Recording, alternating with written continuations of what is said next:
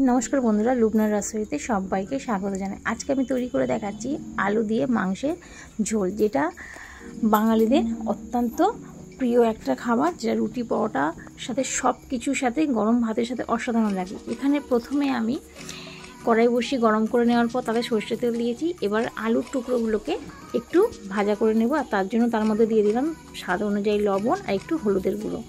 खूब बेशी भाजा करब ना, दो मिनट मतो भाजा करलेई आलुर गाए एक हालका रंग धरते जखन शुरू करबे तखन तेलेर मध्य थेके आलुगुलोके तुले नेब। ओई एकई तेलेर मध्य आरो एकटु सरषेर तेल जोग करेछि। एबार जे 500 ग्राम चिकेनटा आमी आगे थेके धुए परिष्कार करे रेखेছিলাম सेटाके एकटु तेलेर मध्य नाड़ाचाड़ा करे नेब, माने एकटु भाजा करे नेब। और ग्यासेर फ्लेमटाके एखन हाईते राखबो ना, मिडियामे रेखे चिकेनटाके भाजा करे नेब। যতক্ষণ এখানে চিকেনটা ভাজা হচ্ছে ততক্ষণ আমি একটা মশলার পেস্ট তৈরি করে নেব। মিক্সিং জারের মধ্যে দুটো মিডিয়াম সাইজের টমেটো নিয়েছি, যেটা স্লাইস করে কেটে নিয়েছি। আর স্বাদ আর গন্ধের জন্য নিয়েছি কাঁচা লঙ্কা, যেটাকে মাঝখান থেকে ভেঙে দিয়েছি। আর অল্প জল দিয়ে একটা মসৃণ পেস্ট তৈরি করে নিয়েছি।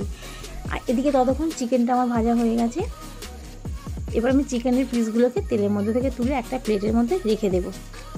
बाकी रान्नाटा ओई तेलेर मध्येई करब। ओई तेले आरेकटु तेल दिए दुटो बड़ो साइजेर पेঁয়াজগুলোকে আমি স্লাইস করে কেটে নিয়েছি, যার অর্ধেকটা তেলের মধ্যে দিয়ে একটু ভাজা করে নেব, মানে একটু পিঙ্ক কালার মতো যতক্ষণ না আসে ততক্ষণ ভাজা করে নেব। ততক্ষণ এখানে একটা শুকনো মশলা তৈরি করে নেব।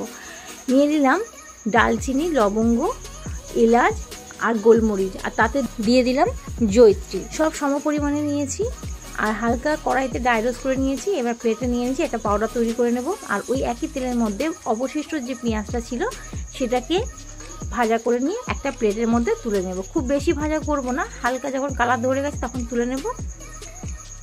এদিকে যে কড়াইতে আমি পেঁয়াজটাকে লাল করছিলাম সেটা দেখুন অনেকটা নরম হয়ে গেছে, কালারটা একটু চেঞ্জ হয়ে গেছে। এবার তাতে দিয়ে দিলাম 2 চামচ আদা রসুন বাটা।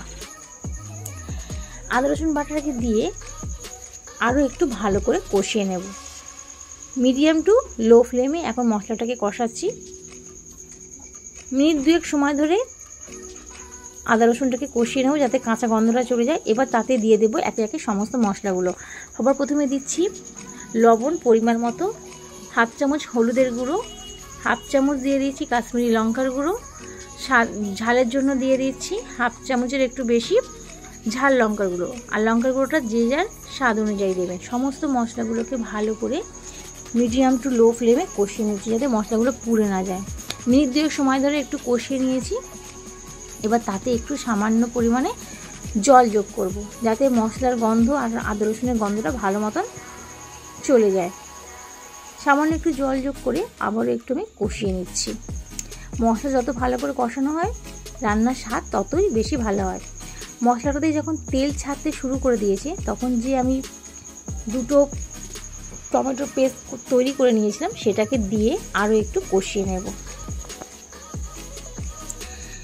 কষাতে কষাতে যখন মশলাটা থেকে তেল পুরোপুরি ছেড়ে দেবে আর মশলাটা অনেকটা শুকিয়ে যাবে জলটা, তখন এর মধ্যে আগে থেকে ভেজে রাখা চিকেনের পিসগুলোকে দিয়ে দেব। দিয়ে আবারও একটু কষিয়ে নিচ্ছি।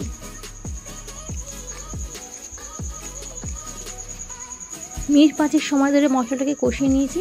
মশলা থেকে একটু যখন জল ছেড়ে দিয়েছে মিক্সিং জার ধুয়ে আরও একটু আমি জল যোগ করেছি, দিয়ে আবারও একটু আমি কষিয়ে নেব। আমি এখানে বেশি জল দিয়ে কষাচ্ছি না, কারণ মাংস যখন ভেজেছি অলমোস্ট অনেকটা সিদ্ধ হয়ে গেছে। এবার অল্প অল্প জল দিয়ে এটাকে কষিয়ে নিয়েছি। মাংসটা যখন কষানো মোটামুটি হয়ে এসছে তখন ভেজে রাখা আলুগুলোকে দিয়ে আবারও কষিয়ে নেব। যে বাটিতে মাংসটা তুলে রেখেছিলাম তাতে একটু মাংসের জুস ছিল, তাতে একটু জল যোগ করে সেই জলটা দিয়ে দিলাম।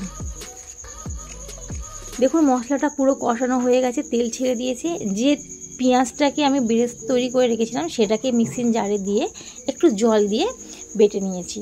এই পেঁয়াজ বাটাটা যদি এরকমভাবে দেওয়া যায় তাহলে রান্নার স্বাদ অনেক বেড়ে যায় আর কালারটাও খুব সুন্দর আসে। পেঁয়াজ বাটাটাকে দিয়ে আবারও একটু কষিয়ে নেব মিনিট 2 সময় ধরে। যখন মাংসটা শুকনো হয়ে এসছে জলটা, তখন মিক্সিং জার দিয়ে আরও একটু জল যোগ করেছি, দিয়ে আবারও একটু কষিয়ে নিচ্ছি।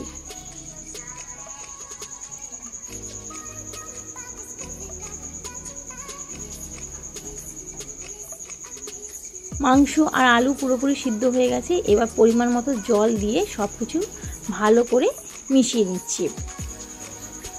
যেহেতু আলু দিয়ে রান্না করছি তাহলে ঝোলটা একটু পাতলাই রাখবো, সেই অনুযায়ী আমি জলটা দিলাম। এবার যে ভাজা মশলাটা আমি তৈরি করে রেখেছিলাম সেটা সমস্ত কিছু দিয়ে দিলাম। জায়ফলটা দেওয়ার কারণে এই রান্নার স্বাদটা অনেকটা বেড়ে যাবে। সব কিছু মশলা দিয়ে ভালো করে মিশিয়ে দিয়েছি। এবার উপর থেকে আরও 2টো কাঁচা লঙ্কা আমি দিয়ে ঢাকনাটাকে বন্ধ করে দেব। দিয়ে কিছুক্ষণ স্ট্যান্ডিং টাইমে রেখে তারপর পরিবেশন করবো গরম গরম। এটা গরম ভাত, লুচি, পরোটা, পোলাও সব কিছুর সঙ্গে খুবই ভালো লাগে। অবশ্যই একবার বাড়িতে তৈরি করে দেখে নেবেন। যদি রেসিপিটা ভালো লেগে থাকে তাহলে লাইক, কমেন্ট এবং শেয়ার করবেন। আর প্লিজ চ্যানেলটাকে সাবস্ক্রাইব করবেন। এই ভিডিওটি প্রথম থেকে শেষ পর্যন্ত দেখার জন্য ধন্যবাদ।